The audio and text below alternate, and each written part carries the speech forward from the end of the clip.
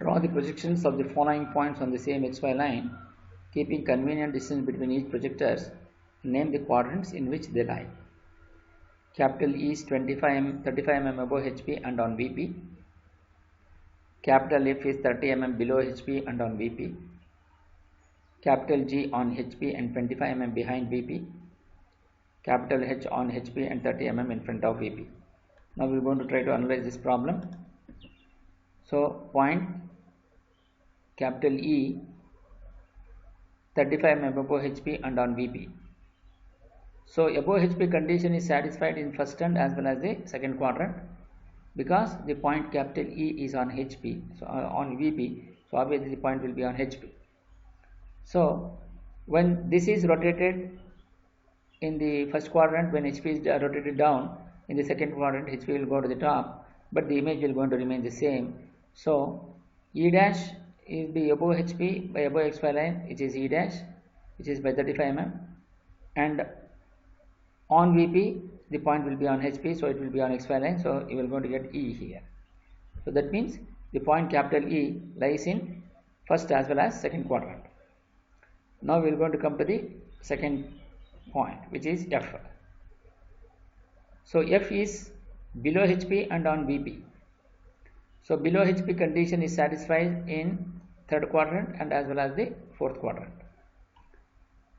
So when you look from the front view, the distance below HP is seen in VP, so you are going to get F dash, and on VP, so the point will be on HP, so you are going to get it on XY line. So when you rotate HP down in the fourth quadrant, so F will go to the top in the third quadrant. So but the image will going to remain the same, so it won't change.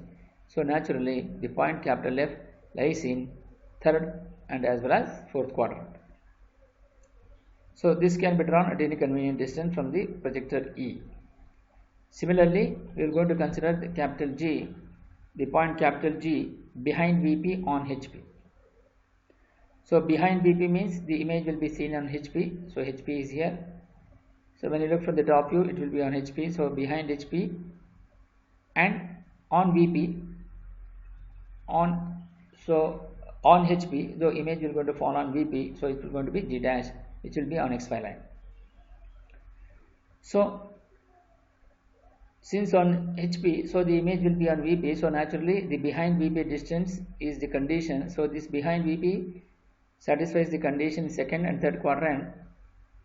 So when HP is rotated down, HP is rotated to top, so here the top view G will go above XY line, so point G will be going above XY line, and it is on HP, so the image will be on VP, so G dash will be on XY line.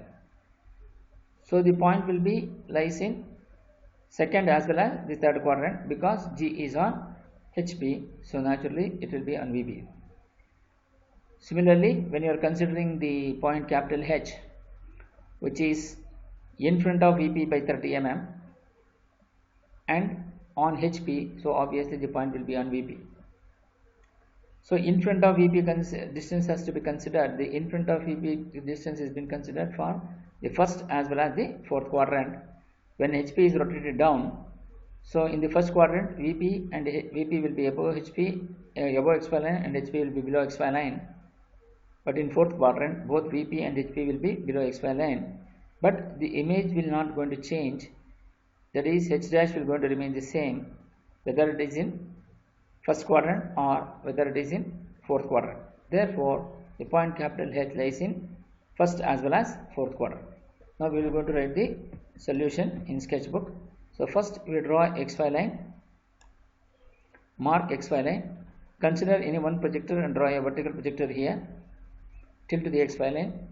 E is 35 mm above HP, so above HP will going to come above XY line. From XY line you measure above HP of 35 mm and mark this point E dash, and since it is on VP, so E will be on XY line. So when the top view comes below XY line, it becomes front view. When it goes to the above XY line, it becomes the top view. So therefore the point capital E lies in first as well as second quadrant. Now we will going to consider the distance, some distance with respect to projector E, and draw a vertical projector down, because F is below HP and run VP. So below HP condition is satisfied in third and fourth quadrant. So below HP is seen in VP, so it will be always below XY line. From XY line measure 30 mm and draw a and mark the point which is F dash, and it is on VP, so obviously the point will be on HP, so it will be on XY line. So you mark the point on XY line and mark the point as F. So below HP condition is satisfied in third and fourth quadrant, therefore point capital F lies in third as well as fourth quadrant.